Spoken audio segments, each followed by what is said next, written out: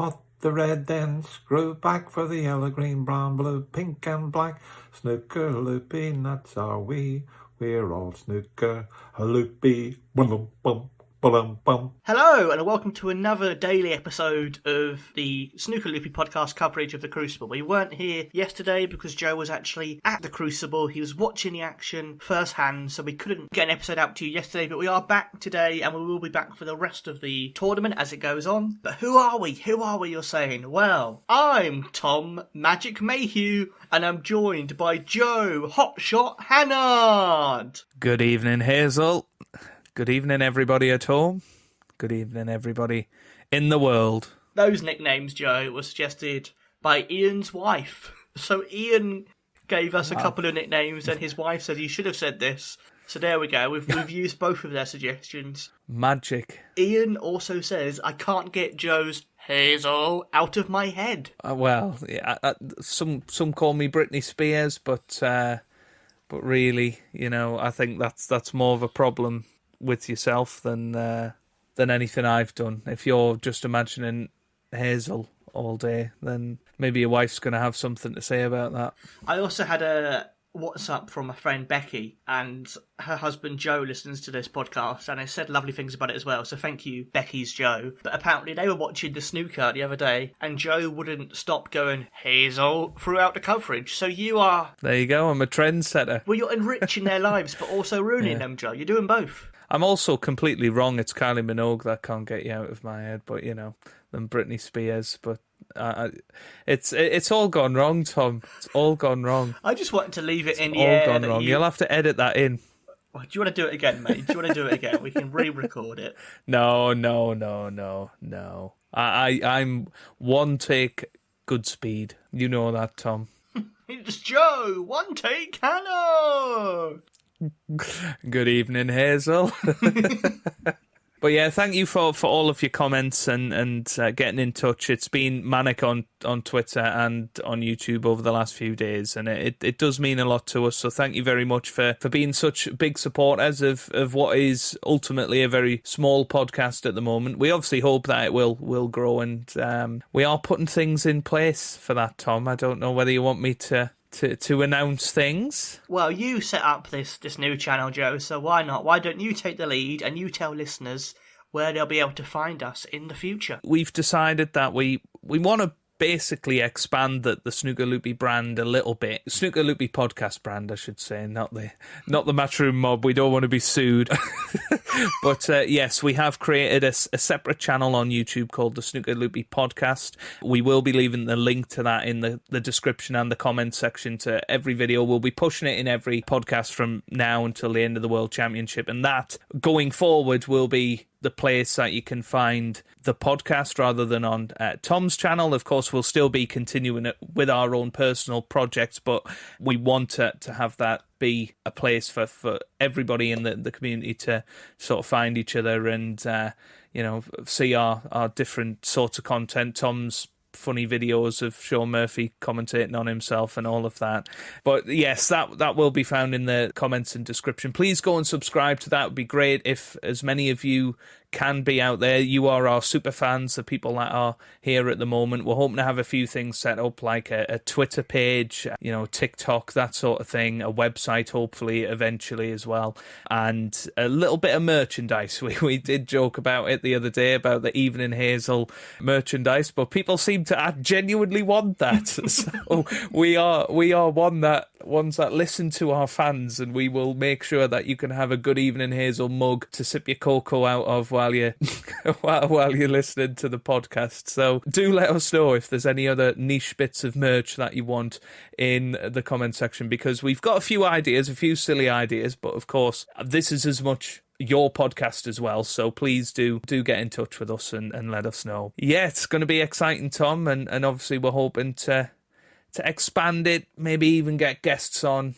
in the future and really, you know, make it a little bit more professional. Is that the word? I don't think that's usually a word associated with us. No, I don't think it's going to be more professional. I just think it will be us inviting more professional people into our very unprofessional world. So we'd get Rob Walker on and we'd ask him what his favourite chocolate bar is, or we'd get Bingham on and ask him, can he sell us a hot tub? You know, we'll invite people into our ridiculous, silly world and see how they react. But it should be a laugh. I'm really looking forward to it, Joe. And there was one comment I've just remembered, because you, in the last episode, you did a bit about Dennis Taylor going, oh, good night, Hazel, as he passed away. Good night, Hazel. Someone commented on the YouTube video just going, oh, I'm going to the players' lounge, Hazel, a bum bum, and that being him dying. I'm going to see Alex and Joe and Fred Davis. I'm in the hands of the snooker gods now. But hopefully that won't happen for many, many years. Yes. And we will have been on the podcast by then, hopefully. So, you know, he'll be immortalised on our Snooker Loopy Podcast channel. If we get him on, Joe, you need to do your impression while speaking to him. Oh, 100%. I'd be like, at the start, I'd be going, good evening, Hazel. And we'll see what he says. I think he might just log off. He'll just go, nope. Nope. I'm sorry, boys. I can't do this. I'm sorry. Just. And also, if we managed to get Hazel on the podcast, we'd have to go, good evening, Hazel. Because all we need, Joe, is one person to buy an Evening Hazel badge or T-shirt and then wear it at the Crucible, and then Hazel might actually see it. And Dennis can see it and go, oh, someone there with a T-shirt that says, good evening, Hazel. And that would be brilliant. That would be straight onto the Snooker Loopy Podcast TikTok. Ba-dum-bum. But let's get back to the snooker, Joe, because of course, yesterday you were at the Crucible, you were at the snooker, you were cheering on the Ford Escort. I didn't quite hear you shout out Escort. I can only presume that maybe they censored your screams from out of the live coverage, but I'm sure you did do it. Well, yeah, Terry Camilleri went, settle down, please. No, it was a great morning out at the Crucible. Got so much to tell you, Tom, so much to tell you. But no, Ford Escort, unfortunately, didn't make the comeback. Hey, it is what it is. You'll be happy to know that I didn't applaud Judd Trump out of the arena. I didn't applaud any of his shots. I didn't even clap him at the end. So, did you succeed in spot, Joe? I did. I spotted you, mate. I saw you there. I didn't get a screenshot because I wasn't quick enough, but I did see you there. It was lovely to see you, mate. And it is always because you sit in a very good spot to be. Well, a good spot to be spotted, to be honest, because you are in an area that, because it is basically, you know, the corner of the shot, it means that you can't be cut out. So you are always seen. You're very good at this, mate. All we need to do is get you to wear the Evening Hazel. Of course, you could wear the Evening Hazel shirt. We don't need anyone else to do it. You could wear it. And they'd go, oh, there's very true. There's Captain Goodspeed with his Evening Hazel T-shirt. I mean, I did panic at one point because when Rob was warming up the crowd, he was like, oh, I'm reliably informed that we're in the presence of somebody. And I was like, oh my God, has Tom tweeted Rob Walker? But luckily he was he said, oh, we're in the presence of 20 WST coaches that have been in the business for over 30 years, and they're all attending today. And breathed a sigh of relief. Wow, I'm definitely going to tweet him next time. Yes, I know you are. No, it was good. There was a couple of bizarre moments, such as Rishi Prasad and Joe Perry when they were doing their little pre-match preamble, and then when it sort of cut to the view of the players standing behind the curtain. Well, Joe Perry and Rishi Prasad were still talking about the match, but they just sort of walked out of the arena and kept walking, and it's as if like Rishi Prasad had not realised his mic was still on. Like they were just walking, but they were just talking about obviously the snooker. It was just funny because you assume that they're still in the arena for that bit, but they just sort of went into a little cupboard and talked about Judd Trump. but yeah, obviously the first match. I mean, where we were sat, we could perfectly see both tables, all of the tables. Judd Trump and Tom Ford was 2-2 in that session. Obviously, Trump only needed 2 more to win. But then it opened up to the other side of the arena, which was Stephen Maguire and Sean Murphy. And I tell you what, it was quite a dramatic session, that one. You know, it ended up 10-6 to Stephen Maguire, but it could have easily been 8-all, and I would have absolutely loved it to be 8-all, because this morning, i.e. Sunday morning, Stephen Maguire obviously ended up winning 13-9, I think it was, in the end, so would have been a hell of a lot closer had Sean Murphy nicked a couple of more frames. But he gave it the big one, he gave it the big old fist, and I don't know if you've seen the bit of Stephen Maguire at the end where he banged the table in delight. I love But stuff like that. That was quite funny. Oh, I do as well. Whenever yeah. anyone either gives it a fist pump or bangs the table, there's always Rob Walker interviewing them afterwards and going, "Oh, of course, you did that bit where you as a human showed emotion, but of course you didn't mean anything disrespectful by it." And I was like, well, no one thinks it's disrespectful until you ask them every time. Yeah. You didn't mean anything. You want the sportsman to show emotion. You don't want them just to sort of win a match and just nod and walk off. That'd be really boring. Yeah, absolutely. I mean, I love it, and it's fair to say Sean Murphy and Stephen Maguire probably the best players at showing their emotion throughout a match. So, yeah, it was great, and you know, I'm privileged to have seen 2 great players in Murphy and Maguire square off, and you know, see a full 8 frames of it. It was, you know, really, really good. Took us all the way up to almost 2:00 actually, so they were sort of rushing people out of the arena because they needed to get the next session in. I did have a quick look at the merchandise stall. You'll be happy to know the balls are still there. Chris Henry's balls are still there. Somebody has bought the World Snooker Championship 2011 game, because it is not there anymore. Snooker 19 is, but yeah. I was hoping they were going to replace it with that World Snooker 2005 on PS2. Oh, that would be great if they did that. I would buy that.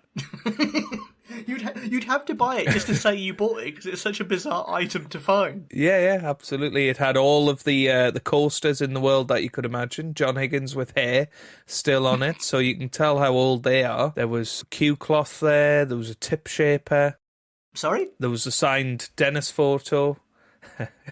There was a what shaper, Joe? A tip shaper. Oh, okay. Perfectly normal. Perfectly normal thing to buy. Absolutely. At the snooker. Yes. There was the Dennis signed photo. There was a Steve signed photo as well. And then some signed balls. There was one for Hossein Vafai, but they'd spelt his name wrong. I thought that was quite funny. £35 for a signed Hossein Vafai green ball, if you want, Tom. I'm all right. You know, merchandise in general was pretty poor, really. Did you get a programme? I did. A complimentary programme with my tickets. So this is the 2023 version, 2024 version, sorry, of the programme. It's got Luca Brissell on the front, and since we got 2, Tom, you can expect a little parcel with that inside it. Oh, thank you, mate. That means over the a next lot. couple of weeks. I've got a couple of other things to send you as well, so I'll have to remember to grab your address at the end of this. Oh, bless you, You mate. can unbox it at the next podcast. But one thing that was quite funny in here was there was a page of snooker poetry, and one of those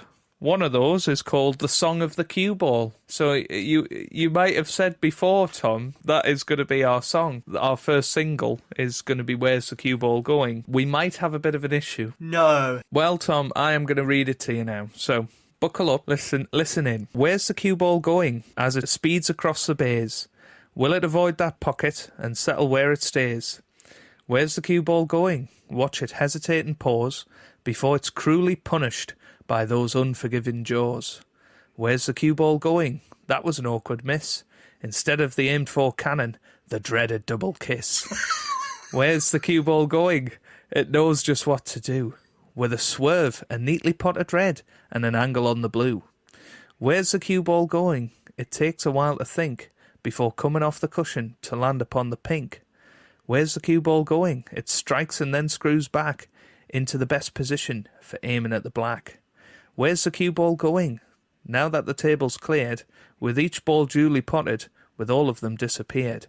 The cue ball's going nowhere, but make no mistake, it's ready for the re-rack, and the next frame's a well-aimed break. Oh, I mean, that is good, isn't it? That's really good. It is pretty good. And that there are 3 other poems in there. I won't spoil them all for you, Tom, so you can have a read of them and maybe read some out on the podcast when you receive your copy of it. But there's an article on Fergal O'Brien in there. There's also a snooker quiz, so I thought I would test you on it. Rachel tested me on it. I got 16 out of 20 on it. 16 to beat Tom. So are you ready for some snooker quizzing? Absolutely. And I'm presuming this is going to be Cue the Laughter for today, this programme in general? It could well be Cue the Laughter. I mean, maybe my merch collection in general could be our Cue the Laughter, couldn't it? Because there are some even more bizarre things. Oh no. To come. Oh no, what have you got? So, Tom, the first thing I'm going to do is show you a picture. Can you see that picture? Yeah. And the question is, which player's bridge hand is pictured above? Are you serious? What? Yep. So it's somebody in a glove, just for the people at home. I am serious. To clarify... And I got this right. Are all the players who were at the Crucible, or not? Not necessarily. And it's not necessarily all players. It would either be Ross Muir, or I am going to guess Kyron Wilson. It is Kyron Wilson, correct. Yeah. So 1 out of 1.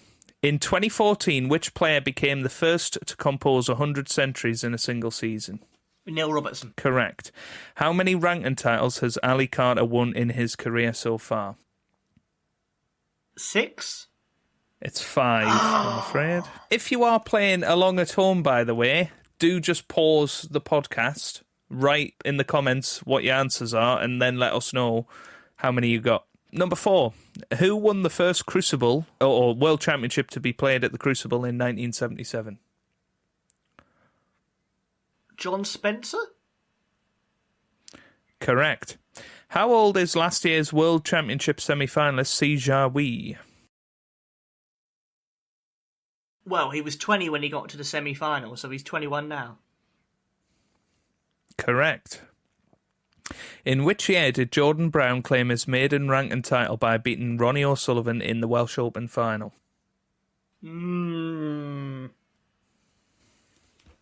It's tricky. I'm going to go 2021. Correct. Well done. What food-based bonus prize did Ding Junhui receive when he won the UK Championship in 2009? Food, but is it going to be a pot noodle? Like something horrifically offensive. I mean, genuinely, I'm tempted to go for that, just because I think it will be. That's something that culturally is very UK, but influenced by Asian culture. So I'm going to go, he got a lorry load of pot noodle. Okay, unlucky on that one. I actually got this right because I remembered the sponsor from that year. It's his body weight in puka pies.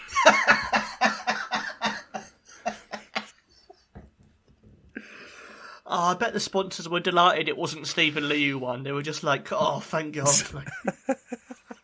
Yeah. How many? Mainly because they were, hedging on his bets that he'd made. How many career 147 breaks has Tom Ford made? 5 or 6. I'm going to go 6.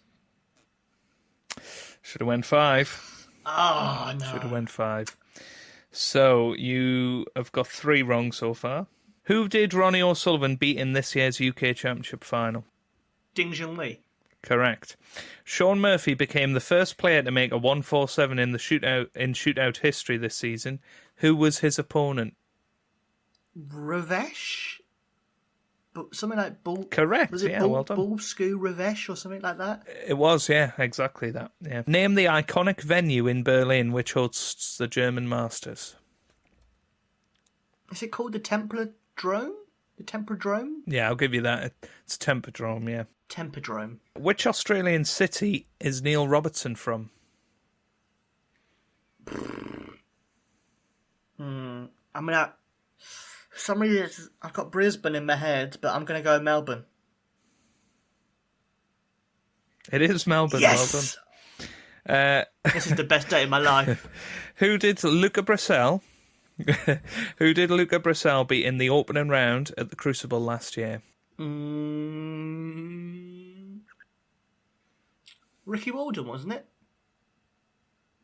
It was correct, yeah. Luca Brissell and Rhian Evans were crowned World Mixed Doubles champions last month. Who did they beat in the final?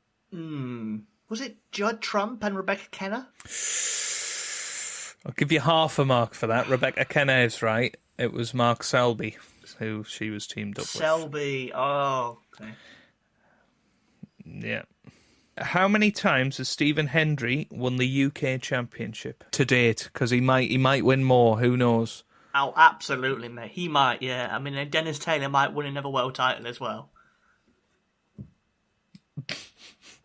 I'm going to say 4 times. It's 5, I'm afraid.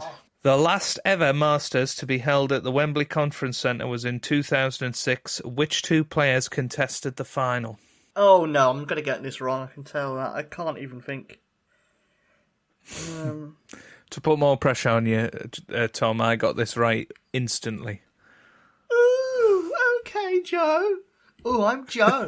I go to the Crucible and get questions right instantly. Thanks, Tom. It's my impression of you from the last episode, that. So I mean, I'm just going to have to guess. Ronnie O'Sullivan, Stephen Maguire. Again, I'll give you half a mark. Ronnie O'Sullivan is correct. It was John Higgins. And it was that one in the decider where Ronnie was 67 up and John Higgins cleared with 68 or something silly like that in the decider. At which event did Kyron Wilson win his first ranking event back in 2015? Could it be like the Paul Hunter Classic? No, it was the Shanghai Masters. Oh, I knew it was some event that wasn't in the UK. But he did win the Paul Hunter Classic against... He's lost his momentum now. He lost it again. He beat Ebden. I think he beat did, Ebden in the final, I think. Who won this season's Welsh Open? Was it Gary Wilson? It was, yeah. Oh, correct. The Tyneside Terror. And finally, question 20, Tom. How many Triple Crown titles has Ronnie O'Sullivan won?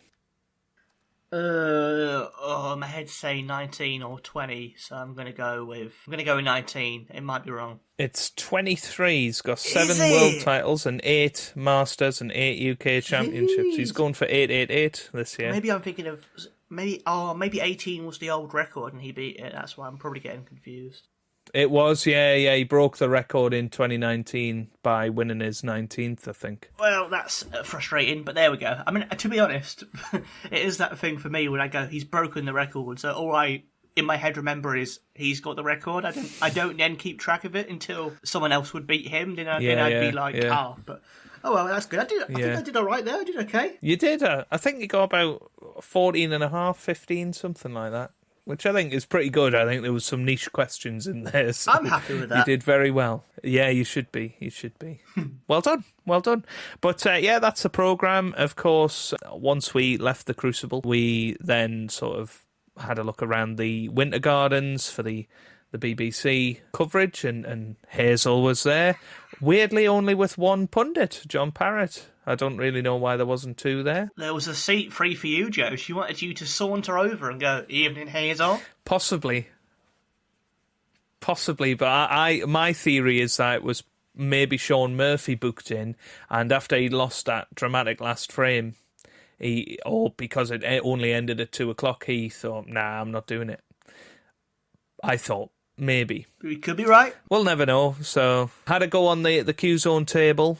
They were doing a variant of the simple table challenge, and I was absolutely horrific at it. Yeah, snookered myself so I potted the yellow, snookered myself on the green somehow, even though it was over the pocket. And the guy had said he's never seen anybody do that ever. So that was really, really great. He felt so sorry for me that he gave me another go at it.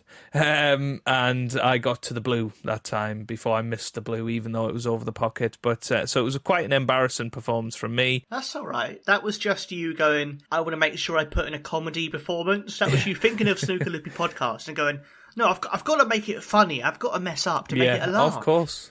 Of course. So we did that. We had a spot of lunch. Actually, in the downstairs of the Winter Gardens, there's a nice cafe, and it was really quiet in there. So recommended if you are going to Sheffield over the next week, and you go to the Winter Gardens, sort of down past there's sort of a crafty market type place inside the Winter Gardens. If you go past Does Ken that, run it, the crafty market? He doesn't, no. But speaking of Ken, when we were outside in Tudor Square, where they've got a big screen and they've got some smaller snooker tables for the kids, we seen Crafty Ken walk past again. Didn't interrupt him this time. He had his headphones in, so I thought he clearly doesn't want to be disturbed, but he was just walking through the streets of Sheffield. Somebody did stop him and he had a good chat with them, and then he went about his day. But he weirdly went into the Winter Gardens, so I hope there's like a clip of him in the background, just like putting bunny ears behind John Parrott's head or something. That would be hilarious.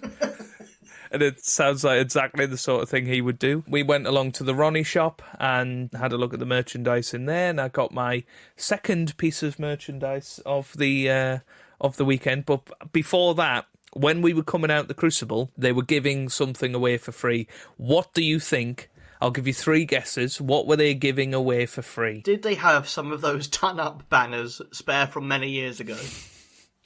I wish they did, but no, they didn't. But Marvellous Moustache Man with the ton-up sign, he was in the crowd with me yesterday. He was there. And I also seen him stood up and like, wave like this in sort of my direction. I don't know if he was waving at me. I don't think he was. But it's possible that he'd listened to the podcast and was like, oh, there's Joe from Snooker Loopy. It's possible. I think he was going, Joe, hey Joe, and just hoping you would recognise him. Yeah. But no, it wasn't a ton-up sign. I'm trying to think what else they would give away. Maybe the fan radios? No. Those are 12 quid each, No. Tom. They're not going to give those away for free.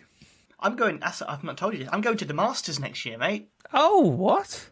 Since when? Liv surprised me with some tickets. Oh, I managed to get some of these, so we're going to the Masters. I'm really, really chuffed. I'm really looking forward to it. Fantastic. Oh, that's amazing. That will be amazing. Is that your first time at a live snooker event? Yeah, it is, yeah. Oh, that's going to be amazing. So I'm really looking forward to that. Brill. And you'll get to see the merchandise store for yourself. I know, and they'll probably get WSC 11 back just for me, just so I can buy it for 25 quid. Oh, they probably will as well. Go on, you've got one more guess. Were they giving some of Joe Johnson's 300 copies of Everlasting Love? Sadly not. But what they were giving away was a kazoo umbrella. I would never have got that in a million. Why? What? What? There you go. They were giving away a kazoo umbrella for free. She went, do you want one? I went, yes, I do. Yes, I do want one. Of course I do. I wish we'd got 2. I could have given you one as well. But there you go. For some bizarre reason, they were giving away kazoo umbrellas. But yes, at the Ronnie O'Sullivan shop, they sell a wide variety of merchandise. I said to you there was one thing that I had a dream of getting in merchandise. What did I say was my dream? Before that, Joe, you did say what your dream was, but what you also said to me after we finished recording on Friday, a direct quote was, I'm going to go to the Crucible tomorrow and come back with a handful of balls. Yeah, I might well have said that. But the one ball... I said I'm going to at this rate, probably. Yeah. But I don't think I said literally I would come back with a handful of balls. Well, we all know the one ball that you want more than anything else is a signed cue ball by John Virgo. And, Tom, courtesy of the Ronnie O'Sullivan shop, That's so cool! we have a John Virgo cue That's ball. amazing! Oh, mate.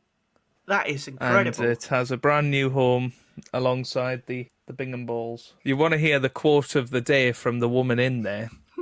Because the ones that were on display were quite smudged. And I was like, well, if I'm paying 40 quid for a John Virgo snooker ball, I at least want it to look good. So I said, have you got any more John Virgo signed cue balls? And she said, oh, of course, yeah.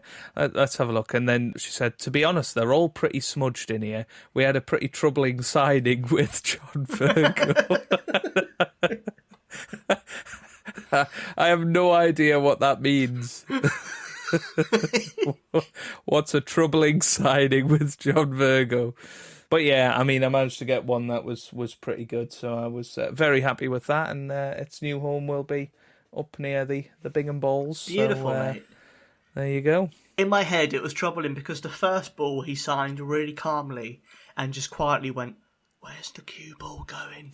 And then as he signed more and more, he'd get louder and more animated and going, "Where's the cue ball going?" And by the 100th one, he's just screaming, "Where's the cue ball going?" And his hand's going crazy because he's got so excited by it. And then she did say to me, "Oh, it has to be a cue ball for John Virgo, doesn't it?" And because I'd said to Rachel, I said, "Look, we need to get a John Virgo signed cue ball, and that would be pretty funny." And she was just going along with it.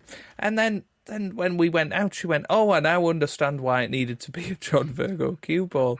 And I'm like, "Oh, for God's sake!" But anyway, Oh, bless her. But anyway. Yeah, so that was pretty cool. We then went back to the sort of crafty Ken's market. There was a nice little Crucible limited edition print. Very nice. Which is quite nice. It's sort of got the Crucible on it with some snooker balls dropping out of the sky, I guess. That was a tenner, so that was pretty good. Got some mixed fruit drops, boiled sweets, snooker themed. That is the most old man present I've ever seen.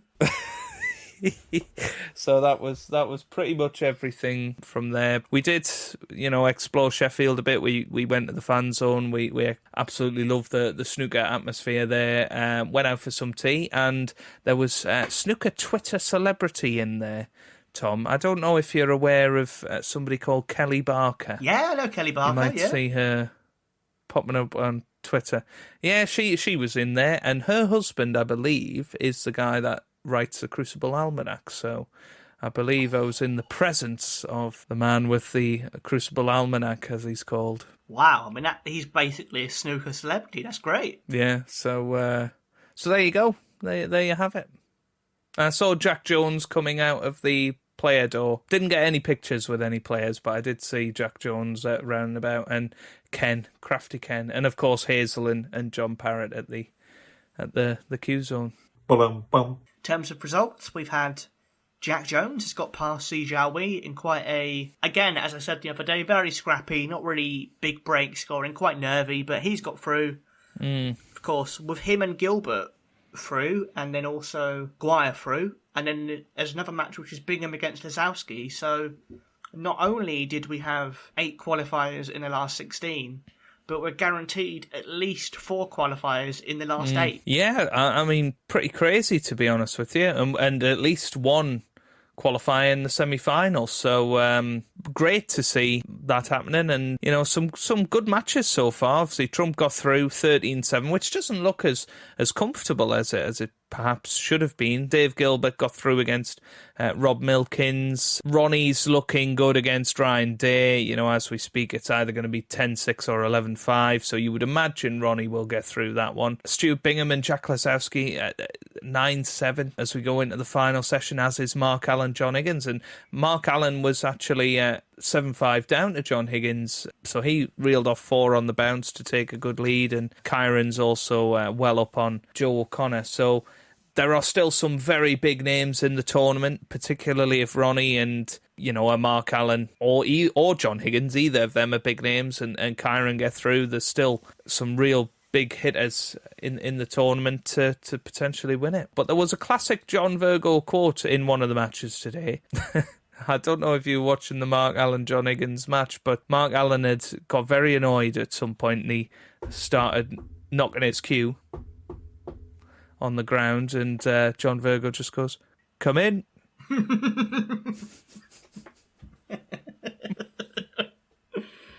Oh, that's beautiful.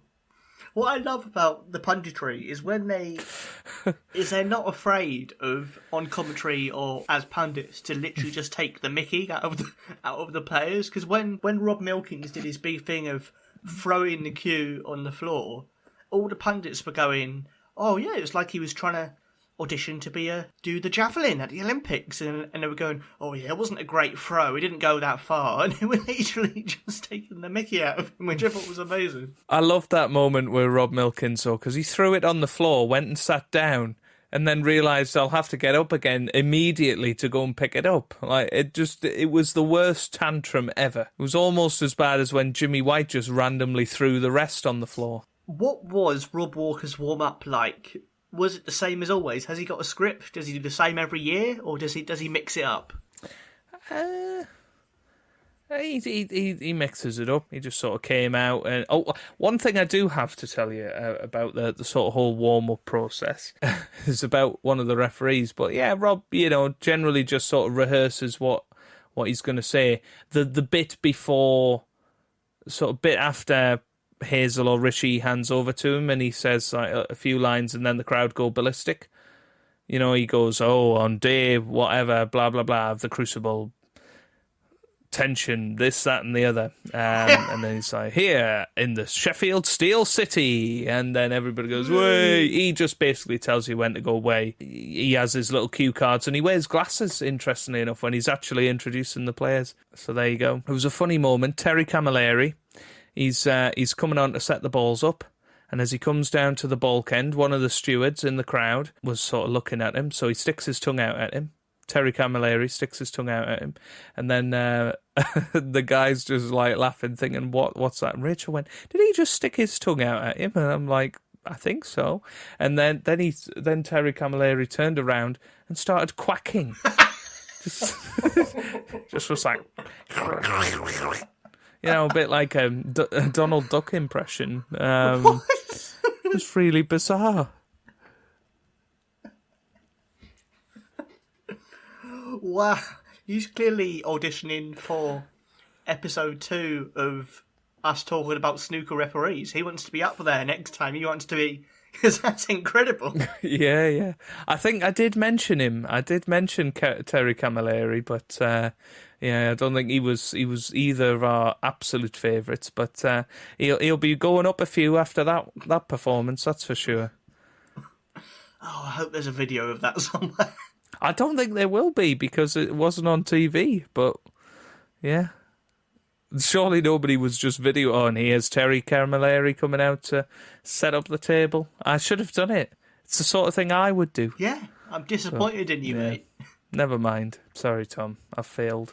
Before we go today, just a quick reminder to everybody to check out the new channel, give it a subscribe. There's nothing on there yet. You can have a read through the description and that sort of thing. But just make sure that you're ready for the new episodes to come out on there because they won't be coming out on Tom's channel anymore. If you listen on Spotify or anything, it will still be in the same place as usual, I believe, Tom. But for the video, the vodcasts, if you like, those will be on the new Snooker Loopy Podcast channel. But have you got anything else to say, Tom, for today? Quack, quack, quack, quack, quack. Good night, Hazel.